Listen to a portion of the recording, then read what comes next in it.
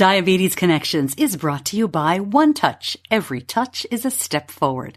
By Dexcom. Take control of your diabetes and live life to the fullest with Dexcom. By No Foods, no grain, no gluten, no guilt. And by Audible. Listening is the new reading.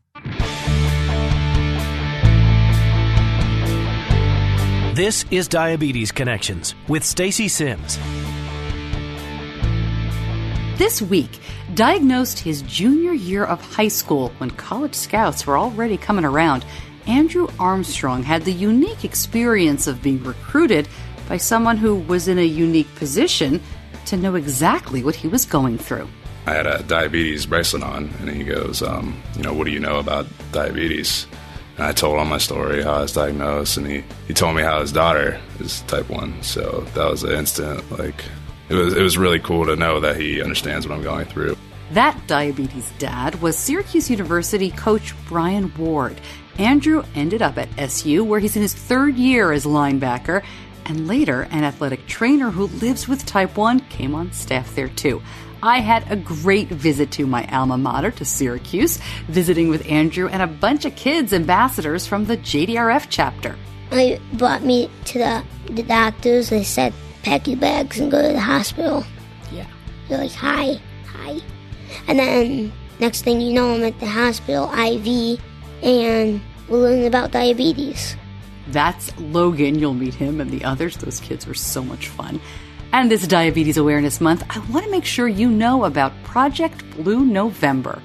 This podcast is not intended as medical advice. If you have those kinds of questions, please contact your healthcare provider. Welcome to another week of the show. I am so glad you found us. We aim to educate and inspire about type 1 diabetes by sharing stories of connection, interviewing the movers and shakers in our community, everything from athletes like this week, celebrities, artists, to the healthcare companies and the tech folks pushing things along, advocates and authors and everyday people just living with type 1 diabetes. My son was diagnosed right before he turned 2 back in 2006. That was almost 12 years ago now. My husband lives with type 2. I don't have any kind of diabetes, but I have a background in radio and television and local news, and that is how you get the podcast. So going back to Syracuse University in late October when I taped these interviews was so much fun. That was my dream school, and I got in. And I always knew I wanted to be in broadcasting since middle school, really. I was one of those nerds. And I worked at the campus TV station, the radio station, the newspaper. I was a big nerd. I say it with love. I got a part-time job on the radio my senior year. I was the weekend reporter at WSYR, the news radio station. I was terrible. But I got better, and I wound up staying in central New York. I lived in Utica, where I got my first job out of college, met my husband, and then back to Syracuse, where I wound up anchoring the morning news there, actually, for the NBC affiliate. So going to Syracuse before true winter was really terrific. Of course, we are now in Diabetes Awareness Month. Of course, around here, every month is Diabetes Awareness Month, but there's a lot going on in November, and I would urge you to follow us on social media to keep up with all of that. We have a closed Facebook group you can join if you're not there already. We are, of course, on Facebook and Twitter. On Instagram, I am Stacey Sims, and I'm going to be telling you more about that a little bit later on in the show because Project Blue November always does a great Instagram challenge. Only one account, me and the show, we are one of the same on Instagram, but everywhere else you can find Diabetes Connections. And Diabetes Connections is brought to you by Dexcom. When you have a toddler diagnosed with type 1, as we did, you hear rumblings for a long time about the dreaded teen years. But it hit us at full force a little early, and I was really glad that we had the Dexcom. I didn't realize how much Benny's insulin needs would really start to go up. It happened around age 11. And, he's grown so much, but these hormone swings are about more than just, inches grown. And I can't imagine managing diabetes during this time without the Dexcom continuous glucose monitoring system. We can react more quickly to highs and lows. We see trends. We adjust insulin doses with advice from our endo. And I know the Dexcom G6 is helping to improve Benny's A1C and overall health. It is a remarkable product. We're thrilled with the G6. Fewer finger sticks, better results for us. I love it. And we're coming up on 5 years using the Dexcom. We started in December 5 years ago. For more information, go to diabetes-connections.com and click on the Dexcom logo. One of the best things about doing this podcast is meeting so many terrific people. But usually I meet people through the microphone. I sit in my studio at home and they're on the phone on their end, or sometimes they have a microphone or they're in a studio. But it's rare that I meet them while we're talking. Sometimes we're lucky enough to connect in person another time. But this was different because JDRF in Central New York, and thank you very much, Dara Harper, for setting this up, coordinated this interview with Andrew Armstrong. So I got to meet him and talk to him in person at Syracuse University, along with a bunch of ambassadors for JDRF. Now, these are the kids that have type 1, and most of them who came to this event were very interested in sports and wanted to ask questions of Andrew themselves. And I don't blame them, because this is a big time for Syracuse University football. As I'm taping this, it is the week after a big win over NC State. Yeah, I'm in Carolina, but sorry about that. And SU is bowl eligible for the first time in 5 years. And they won that game over NC State, thanks in part to a big play by this week's guest. Finley, blitz coming, it's intercepted. Picked off at the 20-yard line by Andrew Armstrong. The first takeaway of the night. How about that? Yeah, it's a big year for the team and for Andrew. And I caught up with him in what's called the Mike Tirico room at the Newhouse School at Syracuse. Lots of famous broadcasters went to school there. Now, because this is live in front of a crowd with my remote equipment and in a classroom, it may sound different if you're a regular listener, a little different from our regular interviews. The quality is fine. You'll hear what I mean. It's just different. Here's my interview with Andrew Armstrong. Andrew, thank you so much for joining me and talking about this today. I'm so glad you had the time to come in. Yeah, thanks for having me. So tell me a little bit, if you could, about your diagnosis. You were already really active in sports, knowing this was something you wanted to do. How did you find out you had diabetes? Well, it was right after my junior year of football during high school. I was always eating a lot. I was drinking a lot. I had frequent urination throughout the night, maybe 6 or 7 times a night. I would have mood swings as well. So my parents, they thought I was just a normal high school student going through, what a student goes through. But my dad, he was a little concerned, so sent me to the doctor and checked my blood sugar, and it was like 250. So we said, okay, that's a little high, not normal, but, we're going to go the rest of the week and eat healthy and drink plenty of water and see how it is on Friday. So Friday comes around and check it again, and it's 450. So, called the doctor, went right to the hospital, sent me to Akron Children's, straight to the emergency room, and diagnosed me that night. Spent 3 days in the hospital. But, it was a huge shock for me and my family. I really had no idea what type 1 diabetes was. And I remember my mom crying, and she was just devastated. And I told her, this could be worse. It could be, cancer, a life-threatening, illness. Not that diabetes isn't, but, I was just happy that I was still able to do what I could do and play football and play sports and live a normal life, even with diabetes. When did you find that out? I mean, I would imagine that one of your first thoughts was, when can I go back to playing sports? Right. And that was my first question to the doctor was, am I able to still play sports? And he was like, yes. Just with the, proper management, you'll be fine. So that was a big relief off my shoulders that I'm still able to do what I love, even with this disease. That's great. Did you know anybody with type 1? I had a couple kids in my high school with type 1. Really had no idea what it was. A kid just graduated from high school that I played basketball with that had type 1. So knew him, was really good friends with him. So it was nice to have someone that I knew that had the disease like me. So in the back of your mind, you had that feeling of, okay, I can do this. He played sports. I can get through it. Right. When you went back, we talked about, you had played baseball and then football. At the time, were you really focusing on football? Yes, I was in the middle of basketball season actually. So I had to miss a couple of games, when I was in the hospital. But, I think a week went by and I was able to get back on the court. So wait a second. You didn't mention basketball earlier. I played football, basketball, and baseball in high school. So I was busy all year round. I'm just curious, not to jump off of diabetes too much. How did you decide on football? Well, like I said before, I started playing football in 8th grade and, just fell in love with it. I went to a high school that was, predominantly a football school and, had college scouts coming and, looking for guys that played football. So, that was where the scholarship money was. I love the game. I love playing it. So I chose football. Cool. So when you went back, what changed? Do you remember? And I'm asking this because a lot of us made changes for those first couple of weeks or even months that we then realized, like, okay, I don't need to do all of this. I'm going to be okay. Were you super vigilant at first? Did you kind of ease into it? Take us through if you remember. When I first got diagnosed, I did everything by the book and counted every single carb. Took the exact amount of insulin for everything. I was by the book with everything. My parents were really, I want to say strict on me about my diabetes. So, cause I only had a year until I'm going off to college. I'm on my own. So they wanted to make sure I knew how to do everything myself, do it the right way and, be able to go to college and take care of myself. Wow.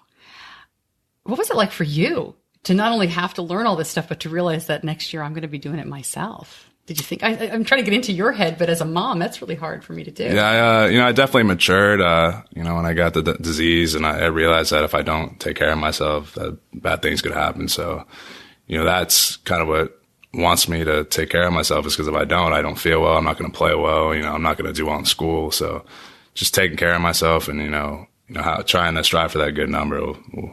That's my main focus.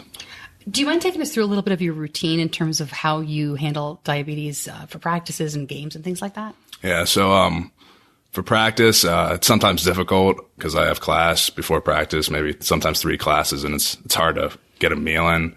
So I want to try to, have a solid breakfast. I don't try to eat too many carbs at breakfast. So I'll have protein and then maybe, some fruit and a little carb.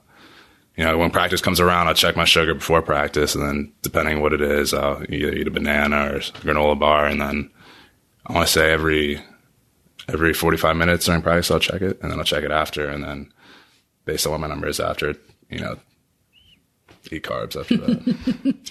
You had mentioned you wear a CGM, but not always during the season. Is that because of the positioning, because of the pads? Yeah, well, I put it on my stomach, and sometimes when I make a tackle or I'm sliding, it'll come right off. So I try to keep it on, I try to tape it down, but sometimes it'll come off. I can't imagine what that's like to be in the middle of a football game and CGM's just dangling there on my stomach, so I rip it off, stick it in my sock until I get off the sideline. So. Yeah, my son had to do that during a game. Yeah. It was like, oh, and he comes over, here it is. Gross. Drop it on the floor. One of the things that was interesting reading up was that when you were recruited to SU, there were other people in the athletic program with type 1 in their families. Can you tell us a little bit about that? I mean, there's a coach who has a child with type 1. There's an athletic trainer with type 1. Yeah. So I was originally committed to Bowling Green State University, my junior year of high school. So I remember, I went to their football camp and they asked me to come up to their campus and take a visit. So I remember I was sitting in a meeting with my linebacker coach now. His name is Brian Ward. And I had a diabetes bracelet on, and he goes, what do you know about diabetes? And I told him my story, how I was diagnosed, and he told me how his daughter is type 1. So that was an instant, it was really cool to know that he understands what I'm going through. And that was a big reason why I chose. We ended up getting a defensive coordinator job at Syracuse. So that was a big reason why I wanted to stay with him, is because he knew what I was going through. If I had an issue on the field, he'd understand, and, I'd be able to go out and, check my sugar and be fine and have no consequence. And then fast forward, last year, we get a new athletic trainer, Tim Pike, and just so happens he's also a type 1 diabetic. So that was really awesome. Me and my family are really excited about that. I'm able to go to him off the record and just talk diabetes, and he understands what I'm going through. He understands the highs and the lows, and not everything's going to be perfect. So it's really awesome having him around. I'm curious too. While he understands and like you said, he knows it's not going to be perfect, you can't get away with anything with somebody like that. You can't be like, oh, I'm really low. I'm 110. I need to sit down or whatever. Right. You can't. Do you guys call each other on that? Or so he before practice, he always gets my number and jots it down. If I say I'm 200, he goes, well, what did you eat? Or if I'm 250, did you have a pizza last night? So he understands what I'm going through. We kind of try to have a competition who has a better A1C. So yeah, it's really cool. I have permission to share this story. I ask because my son started playing football last year, and the athletic trainer that helped with the team didn't know anything about diabetes. Mm-hmm. And my son's, responsible. And we're at the point where you don't need to explain everything to everybody. And his blood sugar went low during practice, and she got him a can of Sprite and a chocolate bar. And he said, yes, thank you. He did not need half the Sprite. And he was like, that's great. I mean, you can only get away with that once. But, it's like, wonderful. I hope you enjoyed that because it's not happening again. Yeah. We're going to tell her how you really treat a low of 70 or whatever it was. But with the coach, were your parents there when that was going on? When he noticed your bracelet? Because I imagine your mom must have been really excited. My dad was actually, me and my dad were on the visit. So, he was kind of got emotional. It's kind of emotional between the coach and my dad. So it was cool that my dad felt like I'm in good hands. Because going to other schools and visiting them, we would mention he has type 1 diabetes. Is that going to be an issue? And some people wouldn't know what it was, or they'd be like, I'll get back to you. I have to ask the trainer. And being able to know that my direct coach knows what I'm going through is really, really awesome. That's great. One of the questions I get from parents quite a bit is, should my child disclose that they have type 1 when they're looking for college scholarships or they're looking for college athletics? How did your family talk about that? It sounds like it was never a question. Back to Andrew in just a moment. But first, Diabetes Connections is brought to you by OneTouch. Handwriting your blood glucose levels is the ultimate throwback. The OneTouch VarioFlex meter seamlessly syncs with the free OneTouch Reveal mobile app to create your dynamic electronic logbook. And when you choose the OneTouch Reveal mobile app, you'll be joining thousands of other people living with diabetes. In fact, as of this past October, OneTouch Reveal was the #1 downloaded diabetes management app in the US, Canada, France, and the UK. To upgrade today to the OneTouch VarioFlex meter and OneTouch Reveal mobile app, visit diabetes-connections.com and click on the OneTouch logo. Now back to Andrew talking about recruitment. Well, the way we went about it was we're going to tell them that I have this disease, and if they're not okay with it, then that's their loss. So that's the way we felt. We want to let them know up front, wanted to be no issues, no gray. I want to tell them I have this disease, and, we need you to help him manage this, and we'll work together. And you said a couple people didn't really know, but did anybody act negatively to that? Not really. There was just kind of a, uncertainty what the disease was, or how is this going to affect you on the field. But it wasn't really negative. It was just people didn't know. Yeah. Syracuse has such a strong athletic program, and there's a lot of history in the football program too. I'm curious, have there been other people with type 1 who've played? I do know. I recently spoke with a former player, last name's Lawley, and their daughter is type 1. So they came in a couple weeks ago, and I was able to talk to them. And, I know Donovan McNabb's involved with some sort of diabetes foundation as well. So, but I'm not sure if there was someone who's played that's had the disease. The reason I'm asking is because I just feel like a lot has changed in the last 20 years or even longer, really, where I talk to people who are my age, who are in their 40s or 50s, or maybe even in their 30s. And when they were diagnosed, they were told no to a lot of things. You can't do this. You can't play that. You're not going to be involved in sports. I talked to Nicole Johnson, who was Miss America in 1999, and they told her to drop out of college because she wouldn't be able to concentrate. Wow. But your generation of people with type 1, I think more and more is hearing, yes, you can do that. And I was curious, it's tough to ask you if you have perspective on that, because I know you only have your own perspective. But that's why I was asking about other players. I'm wondering, do you feel kind of lucky that you were told yes at diagnosis? Would it have changed if they had said, I don't think this is a good idea? Well, I was fortunate to be, I think, 17 at the time when I was diagnosed. So I was mature enough to, if someone was going to tell me you're not going to play, I was going to rebel and say, yes, I am. But for a younger person to hear that, saying you can't play football, that has to be heart-wrenching for them and, crushing their dreams. But, I'm fortunate, and people are fortunate in today's, day, that we encourage type 1 diabetics to still continue what they want to do and, strive for their dreams and, don't let diabetes set you back. So I think it's really awesome, and we're really fortunate. All right, I'm going to take my podcaster hat off for a second, put my mom hat on. How's your mom and your dad doing with you away at college? It's got to be a little nerve-wracking for them. Yeah, definitely. See my mom, it's a little more nerve-wracking for her, having her little boy, have this disease, and I'm away from her. But, I try to call her, almost every day and just say hi and tell her I'm doing all right. She literally can't sleep if she doesn't know what my number is before bed.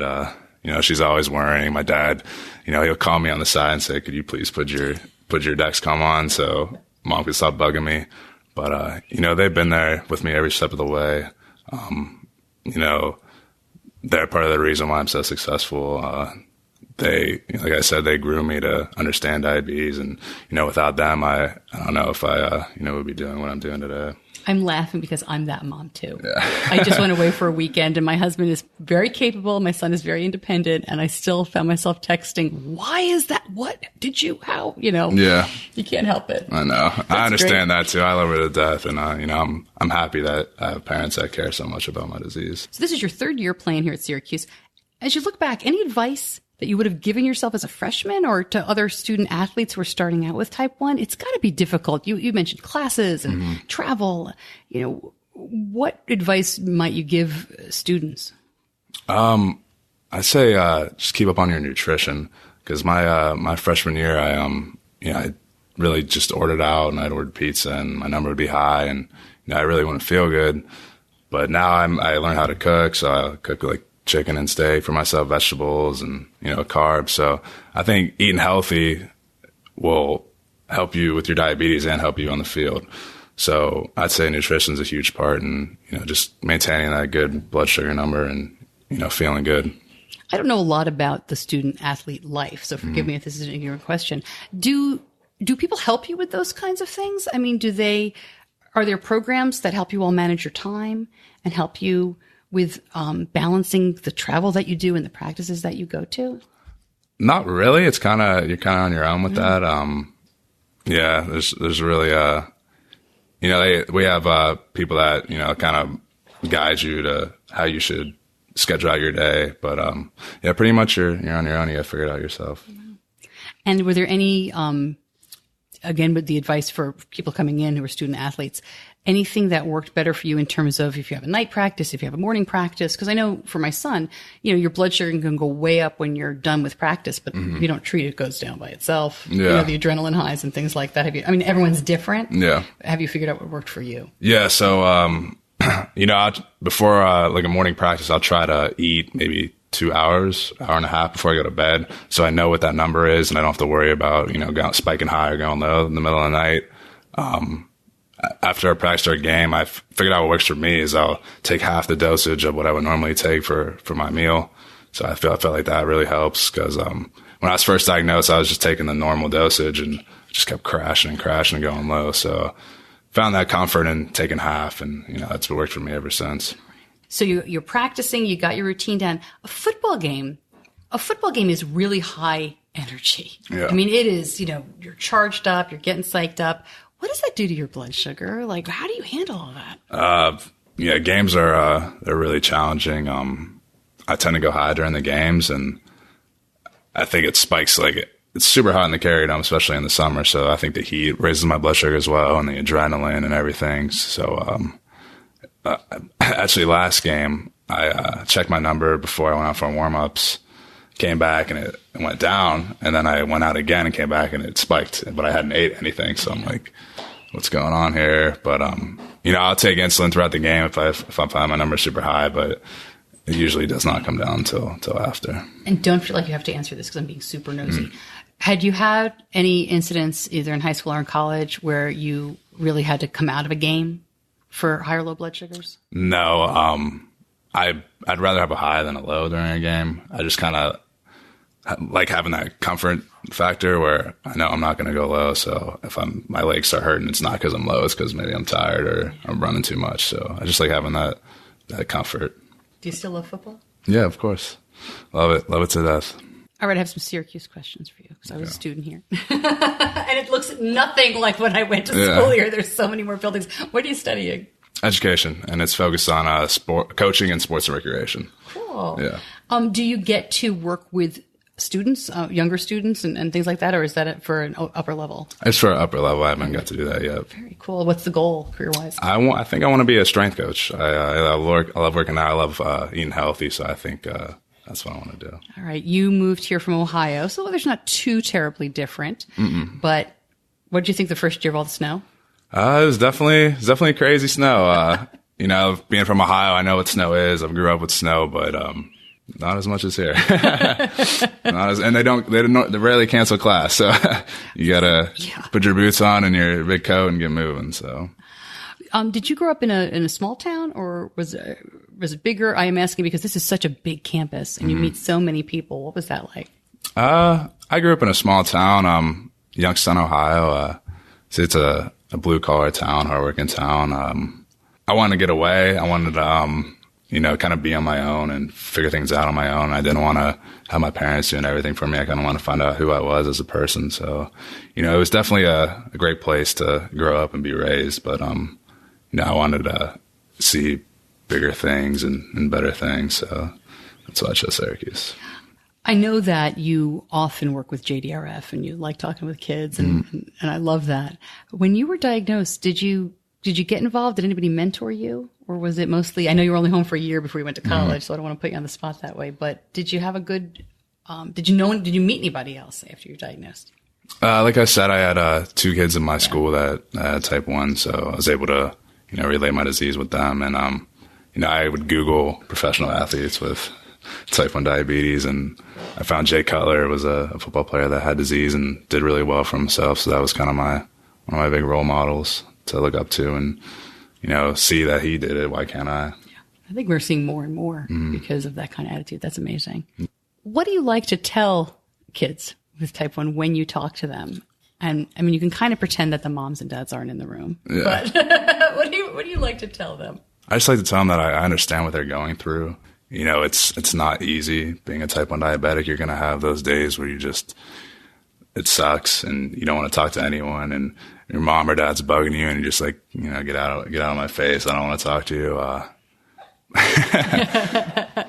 So I understand. Good reaction from the crowd. So I understand what you're going through. And, although you might have those bad days, there's always going to be good ones too. And just because you have this disease doesn't mean you can't strive to do what you want to do. And I think it's kind of cool that it makes you different in a way. And I believe God, gave me this for a reason to show kids that, don't let it set you back. It's just a thing you have to deal with. And, there's a far amount of things you could do with this disease. Before I wrap it up, I meant to ask you earlier, when you came to campus, you have to deal with things like roommates and kids in your class, and it's a whole new level of explaining type 1. Did you find yourself explaining it? Did anybody have those misconceptions? Anything that you can share? Yeah, I've actually a funny story. So my first week here, my roommate, he's still my roommate today. I was giving myself some insulin and I put the shot right in my stomach, but I hadn't told him really. Like I said, I have diabetes, but didn't really know what it was. So I put the shot in and he goes, whoa. What are you doing? You okay? I was like, yeah, I have to do this before I eat. And I explained him the whole process. And, I think it was about a month in when I was here, my phone was on silent and my Dexcom alarm was going off. So my parents got the notification back home and they called my roommate and they're like, you got to wake Andrew up. So he came in and woke me up. And we were talking about it last night and he was saying, yeah, I was thinking to myself, it's going to be a long 4 years room with you, but I haven't had that problem since. But, yeah, both my roommates, they understand my disease. My other roommate, one of his best friends back home is type 1 as well. So, we're in it together. They're always helping me. If we go out to eat and I'm thinking, hey, I want to get some cheesecake or something, they're like, you sure you want to do that? Because you're going to be miserable for the next couple of days. So they're really awesome guys and, they're my best friends. So that's great. It's awesome. Yep. That's really great. You just say, I'm going to pre-bolus. Yep. I'm going to wait. It'll be all right. I'm going to have the cheesecake in about half an hour. Right. That's really cool. I imagine that they were a little concerned. That's funny when you first came. So how long was that your parents called? Was it a month in, did you say? About a month in. Yeah. I'm going to jump in here for a moment. We opened it up to a couple of questions from the crowd. Unfortunately, the microphone didn't pick it up that well. So let me tell you what he is asked here. The first question, is there someone on the football staff who holds the diabetes supplies while he plays? Our head trainer is actually type 1 diabetic, so he's educated all the other staff on it. So I'll actually have someone bring me my sugar each quarter and say, hey, you need to check now. And they have insulin on hand and, everything they need. So what did you do in high school about that? Did you have a coach or anybody? I had a trainer in high school, so he was a young guy, maybe in his early 20s, so he was really helpful too and just always checking on me. It's just nice having someone that, will help out with you so you don't have to do it all on your own. What's your go-to for lows during the game? What do you like to take for low treatment? Gatorades, like little mini Gatorades. That's what I usually. Gummies? No, the shots, like a Gatorade. Like a small. Yeah, like a small Gatorade. Small bottle of Gatorade. Gatorade's crazy. They have the they gummies, have little gummies. Gels, they have this. Okay, just a small bottle of Gatorade, and then like a granola bar. That's usually my go-to, and then I have fruit snacks too. So, yeah. Next question for Andrew: what is your biggest weakness and challenge related to diabetes? Biggest weakness? Pizza. No, we didn't. Yeah, I definitely have a sweet tooth. I say just when you go out with your friends and you see your friends eating all these high carb things, just saying no. I think that's the hardest thing. It's just saying no to all those bad things that could affect you later on. I say that's the biggest challenge. And I'm guilty myself. I'll sometimes splurge and get ice cream or eat pizza, but try to stay away from that bad stuff. Thank you so much for joining me. This was so great.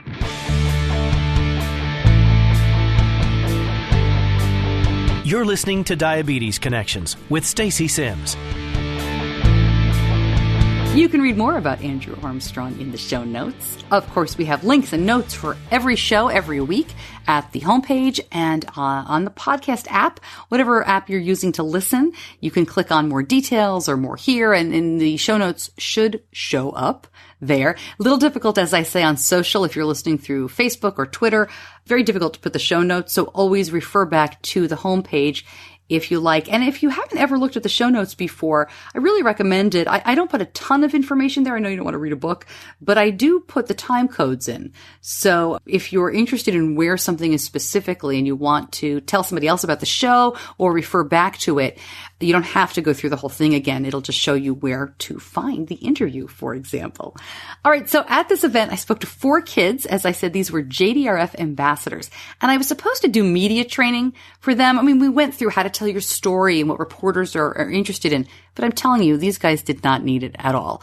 I have cut down the interviews a little bit just for time and for clarity, but I do hope you listen to all 4 of them. These kids do have great stories.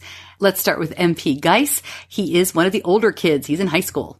Yeah, I play baseball. I used to play basketball. And I'm just a really active kid. I like to run around and spend time with my friends. Just use it as an outlet. Just love it. When were you diagnosed? When I was 5. Do you remember any of it? I do. We were actually, every year we go to Maine for family vacation. And it's one of those things where family vacation, you have friends up there, go fishing, just have a great time. And one year I just was sicker and sicker. Always had to go to the bathroom. Always just felt really tired. I remember one meal I ate fish and a bunch of French fries, and I just felt terrible after that. So we went to Barbara Bush in Portland on the way home, and I was there for 5 days, and I had diabetes. And I'll never forget, every time I got a shot, I got this thing called the Saiku toy car, and I still have them in my room to this day for every shot I got. It's a little toy car? Mm-hmm. When did they stop giving that to you? I mean, how many cars do you have? Well, it was just for 3 days. Okay. So I have 7 in my room. And then I also got a few more after that just because I love them. So it's kind of a cool memento. That's great. So you play baseball? Yeah. All right. So what's your routine? I kind of liked when my son played baseball because there's a lot of downtime. Mm-hmm. Do you find that it's, I don't want to say easier because nothing about type 1 is easy, but do you have a routine when you play? Yeah, when I play, I always want to try to get my blood sugars as good as possible just so I can be most athletic. But it's nice that it's not necessarily a contact sport. I think it'd be a lot harder. I often, if I am high or if I'm low, I'll try to really get that in line before I play. So I'll try to, run if I need to get lower or things like that and make sure I have insulin on board before. And during the game, I'll either check my monitor every 30 minutes or test all the time just to make sure I'm okay. And I might have a few snacks or glucose tabs, stuff like that. Are you in high school? Yeah, I'm a senior. Okay. Have you ever had experiences with other players or coaches or anybody kind of not getting it? Yes, actually. So I have a lunchbox with me, and I use my phone for my CGM. And when I was a freshman, I was the only freshman on the varsity team, so that was already a little position of being in a different spot. And I had my lunchbox and my phone with me, and I was 50 during a game. So I was texting my mom for like 10 minutes, and everyone else was like, what are you doing? My coach was like, put your phone away. What are you doing? But then I had to show them, okay, I'm low, but I couldn't even express that. So for 10, 15 minutes, people were very upset at me. And then in the end, I just got my blood sugar up and I explained it and it was fine. But it's one of those things where if you're transparent, there really are no issues. So yeah. Had you worried about that, I don't want to tell people? Did you ever go through anything like that, or were you always pretty open about it? I've always been pretty open about it. I'd say my junior year, I really started being more open about how it can affect performance, because as athletes, you always want to try to do your best. You always want to feel like this is my best day. You never want to say you don't feel good. But if I've had a bad day or I've high all day, I'm not afraid to tell my coach, you know what? You might want to pitch me today, but I might not have my best effort, and maybe I should come in later in the game just because I don't want to hurt the team. And I don't think there's anything wrong with that. And I think as a diabetic, that's an important quality to know about yourself. What's your dream? Do you want to keep playing baseball? I do. I don't know if I probably, it's so hard to be a pro athlete, but I want to do something with baseball and maybe the business side of it and the academic analytics side of it someday. So I definitely know it'll be one of those things where I just keep loving to pursue it. Not to put you on the spot, but I have a senior in high school and college applications are going out, man. Are you doing all that? Are you going to play ball in college, or? Yeah, it just depends. It is a big time commitment, as Andrew knows, but it's, from what I've heard from so many people, it's so worth it because you have so much more free time. And it's one of those things where you meet a group of people, and I would like to try to do it. That's great. Anything I missed that you wanted to make sure to mention of your story? I just say the big thing is it's awesome to own it, because there's times where you might even have a bad few months, but if your friends are supporting you, and I'm sure they mostly do for all you guys, it's really a lot easier to pull through. Especially when you have a lot of ambitions. You go through high school, there's hard classes and sports and everything like that. And if you're open with your friends and, your family about what you're going through, they'll be able to help you make sure you get what you need, make up tests you need to make tests, just spend time you need to spend time, and people are out to help. So. MP was really nice. He stuck around after. He had a lot of questions for Andrew about sports. Next, you're going to hear from Bella. She's 13, and I noticed her field hockey shirt right away. So you got a field hockey shirt on. Are you a field hockey player? I am. I'm also a softball player. How long have you been playing those sports? I've been playing softball since I was about 4, and I started last year with field hockey. Do you like field hockey? That's a lot of running. Yeah, I do. So diabetes is tough for any sport, as we've talked about. What do you find the difference between softball and field hockey? I mean, those are two really different sports. I mean, with softball and field hockey, like, I do have my lows, but with field hockey being such more active and running all the time, I do run into more lows then. And I do, since I've had coaches that have had on both field hockey and softball go through with girls that have had type 1 diabetes, it's been easy. So I just tell them and they take me out and give me time to get back. That's great. When you were diagnosed, were you worried about sports? Were there other things on your mind? I mean, do you remember what you were thinking about? I was diagnosed the first day of February break. So I was not in season in any sport. And I mean, I was worried. I didn't know what was going to happen because the only thing I knew about it was, from the Babysitters Club and how, like, Stacey it was just so much, and I didn't know how much it had changed and how much easier it is to manage.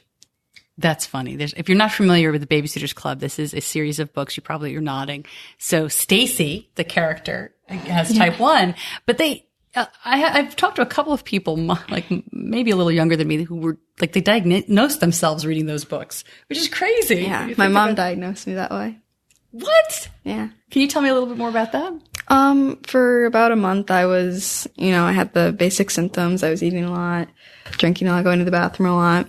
And my mom was like, we should just go to the pediatrician, just make sure everything is okay. And I thought it was ridiculous. I thought it was just, I was 10. I was just growing up and thought it was nothing, but.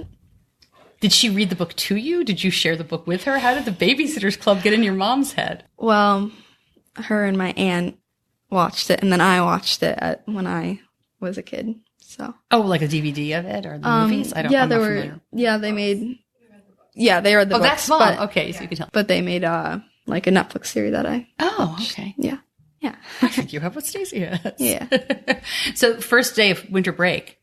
That stinks. I mean, it was, but it was also, I also had a week to get it under control. And first day after winter break, I went right back to school and I had time to figure it out. So I just could get right back to things. Do you remember giving your first shot at school?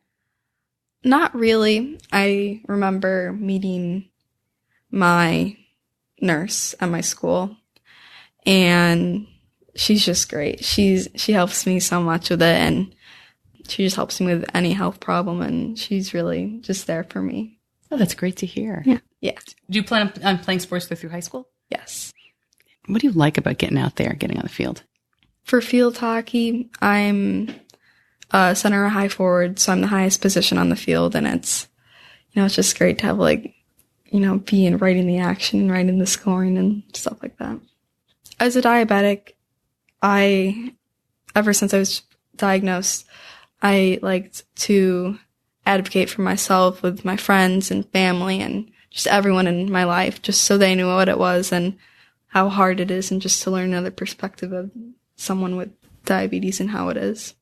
Looking back, I mean, you haven't lived with diabetes for all that long, but looking back to when you were first diagnosed, do you feel like, you're doing what you wanted to do? Because it could have stopped you. Some people would say, well, it's going to be easier for me if I don't play these sports, if I don't do this stuff, but you've just kept going. I mean, when I did start field hockey, I did have, about a year and a half, but I knew that at first it was really difficult. I was in a state of denial about it. But after that, I knew that it was just something I had to live with, and it was just something that I had to adapt to. I'm telling you, I was really impressed with these kids. I don't need my media training. All right. And then I talked to Logan. Logan is 8, and he is fantastic. I hear you play hockey. Yes. Are you a good skater? Very fast. Very fast. Yeah. I'm one of the best talented guy on the team. I love it. So I don't know much about hockey. Yeah. What position do you play, and what does that mean? I'm still in the mite, so I can play anywhere. But once I get to up squirts and all of those peewees, then you can choose your permanent position and then have that position. What kind of position do you think you want to try for when you get up there? Forward, defense. I'm more like a defense, offense. Do you remember a time in your life when you couldn't skate? Yeah. You do? What was it like learning? Did you fall a lot? Kind of. I had to use bars and stuff, but once it took a few years, the moment I could walk, my parents got me on skates. Okay, so you have type 1 diabetes. Yes. What does that mean to you? Do you have to do different stuff than other kids? Well, kind of when maybe a new Dexcom comes out, then maybe it took take a few months for to try it out. When I first got my Omnipod, we had to get a fake one to see. I was okay, so let's try this. So it came out good. I still have it. We're trying different spots. When you put the Omnipod on, a lot of kids worry about the clicks, right? Or it's because it's automatic once you put it on. Yeah, what do you do? We pinch it. So, up the skin so it can go in. It doesn't hurt that much, but, yeah. Do you count it down, or do you, sing really loud? I was when's it gonna go? There's beeps. Just make it go in. Have you ever had a pod that didn't stop making noise? No. Okay, because I hear sometimes that happens. And then people beep, beep, beep, beep, beep. Yeah, that might happen, and then you have to, discard it. Or maybe get a new pod, or bring it somewhere to try to figure out what's going on. Do you talk to your friends in hockey and at school about diabetes? Do you have to explain what's going on to them sometimes? Yeah, kind of. Today was fire safety, and there was an ambulance there, and I told them that, I rode in an ambulance because of my diabetes. Was that when you were first diagnosed, though? Yeah. I wasn't feeling well, so they brought me to the doctors. They said, pack your bags and go to the hospital. Yeah. They're hi. And then next thing you know, I'm at the hospital, IV, and we're learning about diabetes. Yeah, it's a lot to learn. Yeah. When your friends ask you questions, do you show them your Omnipod and show them your Dexcom, or are you like shy about it? Not really, because sometimes I have pants on. Oh, well, yeah. Yeah, Take your pants like off. right now. Yeah, don't take your pants off. This is radio. Yeah, that's a good point. Like if I have shorts on or a t-shirt, then Yeah. Does it bother you when you play hockey? no, not at all. Yeah. It's my favorite sport. It doesn't bother me. Like, if I have it low, then my coach will get off the ice, you have it low. You don't want to faint on the ice. But my favorite sport, it doesn't stop me. What do you like to use for low treatments? Lows, glucose tabs in the juice box, it depends.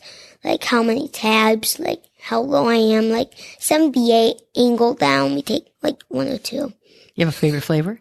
Yeah, grape. Yeah, and tropical.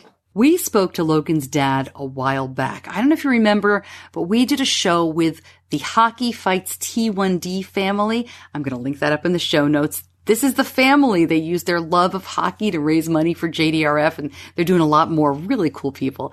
And finally, this is Ami. She was the only kiddo there who really wasn't into sports. Just a cool, thoughtful kid who is trying to figure this whole diabetes thing out. And man, is she smart. Listen to her diagnosis story. Apparently you diagnosed yourself. Mm-hmm. Tell me how that happened. Well, I looked up the symptoms, and then I did a ton of research on it. And I tried to tell my parents, and they're like, no, you don't. That's silly. Well, a couple months later, I told you so, Really? Yeah. So you really went into Google and typed in what you were feeling, yeah. and it came up with type 1 diabetes. Mm-hmm. Wow. When you were Googling that, did you find other things? Because I got to tell you, every time I Google, like, I have a cold, then I feel like I find out I have Ebola. I mean, did it come out to anything, or was it crystal clear? Yeah, it was pretty clear. So what I was asking about with the shots is I'm always interested about how your friends react to those kinds of things. Were some of them kind of squeamish, or were you very private, or was everybody cool? Yeah, everyone was cool with it. That's awesome. Yeah. So we've talked a lot about sports tonight. Do you play sports? No, Are you, I am not a sporty person, no. What's your thing? I don't really have a That's cool. I don't have a thing either. You're thinking being Netflix or reading or chilling with friends and stuff like that. I mean, I guess cleaning is my thing. Cleaning is your thing. You were cleaning the board when we came Yeah, in. it didn't work because the eraser had a bunch of ink on it. And Are you very organized with your diabetes supplies and things? I like to think so. I noticed that you have the tandem pump, and you got Basal IQ recently. Yes. Are you interested in the technology? Yes, definitely. So you don't just let your parents say, we're going to do this. You have to No. say. Yeah. So what did you think of switching to an insulin pump? I was super happy that I didn't have to do shots 1,000 million times a day. Yeah. And I saw your pump is kind of decorated. Do you change that out, or is that? Not usually, but I might start doing that. I mean, it's pretty, like, it's not big, but it's also not the most important thing ever. You're not changing it with every outfit. No. That's not your accessory. But going to an insulin pump was meaningful for you. Mm-hmm. Yeah. Can you talk a little bit about how that changed? Like how many shots you were taking a day, or for someone who wouldn't understand what that change meant? I was taking maybe 7 to 10 shots a day. And when I got an insulin pump, I was so happy. And I counted how many days I didn't have to do shots for. I kind of lost track of that, but it seemed like a very long time, and I felt very relieved. So, yeah. Has anyone mistaken it for like an old pager or anything like that? Or? Yeah, people were like, "Is that your phone?" I'm like, "No." So I don't want to get too technical, but you've switched to Basal IQ now too. Does that kind of work for you? Have you seen it help you with lows? Yes, I definitely like it a lot because I don't have to manually like pause my basal, because usually when I'm low, I forget about that, and it definitely helps a lot when you pause your basal. But yeah. Does your mom ask to see the red lines? I do that to my son every morning. Give me your pump. I want to see the lines. She probably does it while I'm asleep because she's kind of creepy. But yeah. Speaking for all the moms who have been mentioned, we are all the same. I am here for you, moms. There was a lot of talk about us, about, as you heard Andrew say, keeping his Dexcom on just for his mom, for her peace of mind. And you know what? I get it. I am one of those moms as well. Huge thanks to the JDRF chapter in Central New York for having me, including Dara Harper, who coordinated the whole thing. It was terrific to meet everybody and so much fun. If you've ever been to one of these events, you know that people generally stay. I mean, we lingered in that hallway for probably half an hour at least, and probably could have all spent the evening just chatting because, whether you're a college level athlete, a professional athlete, or, a celebrity with type 1, once you're touched with diabetes or you have it in your family, you know it firsthand. There's just something about that bond. So I really appreciated that. Thanks everybody for receiving me so well, for coming out on a Friday night and spending time to share your stories. Okay, in our Know Better segment this week, Diabetes Awareness Month and Project Blue November. Know Better is brought to you by Know Better Foods. At No Foods, they say good is never good enough, and they make better versions of our favorite treats. Cookies and waffles and pancakes and muffins, with real clean ingredients, none of the grains or sugar. Their products are so great if you are on a paleo or keto way of eating, if you're trying to do low carb or these, lower glycemic index foods, and you want to eat cookies and you don't want to give up bread. I love Know Better Foods. They've really helped me. I went gluten-free pretty much a year ago now, and it's made a big difference in making me feel like I'm not missing out. Find out more. Go to diabetes-connections.com, click on No Foods, and as always, use the promo code Stacey10 to save at checkout.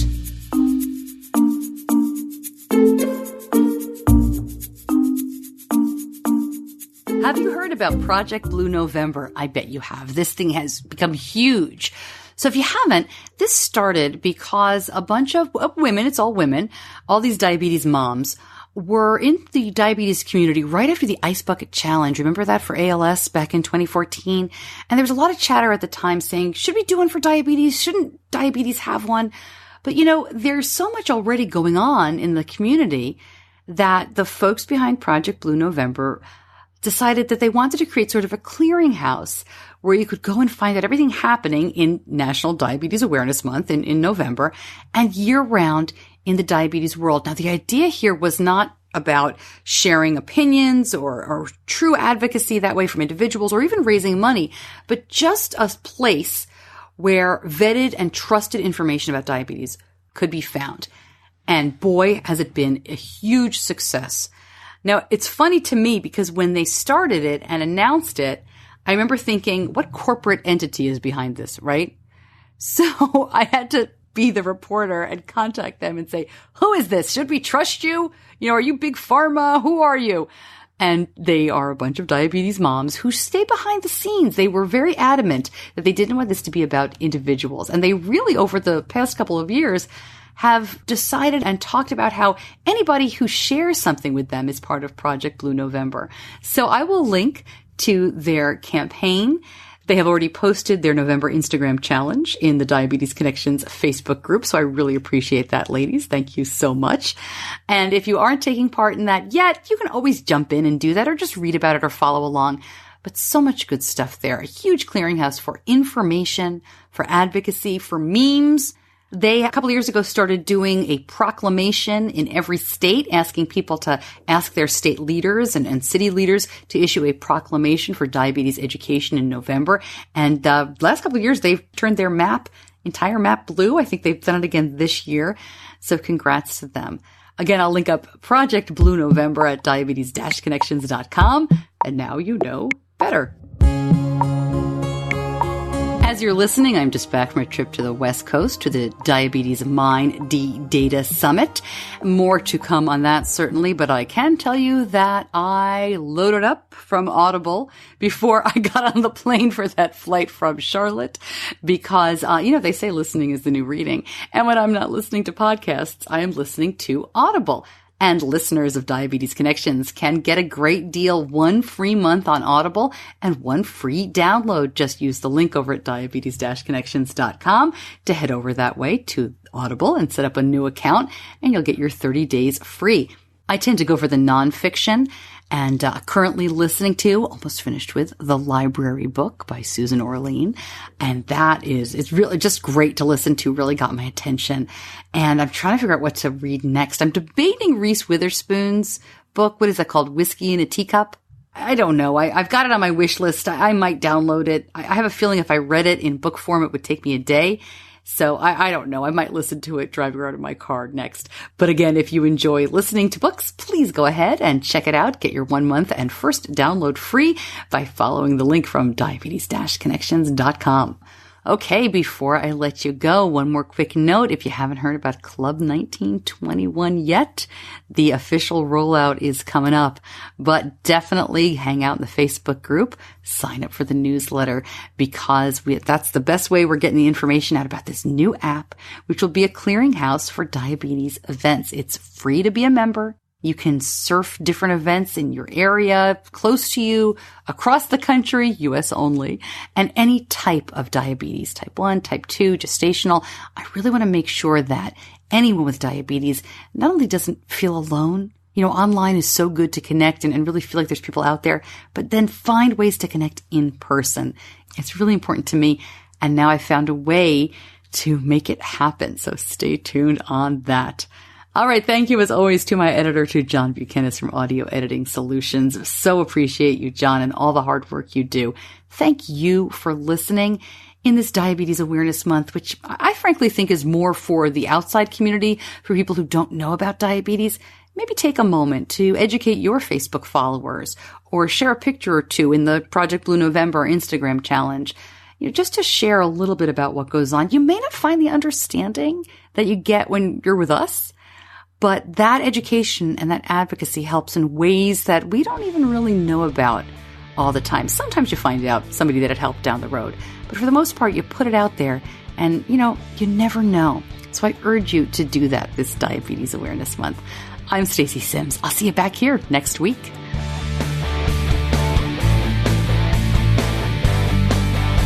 Diabetes Connections is a production of Stacey Sims Media. All rights reserved, all wrongs avenged.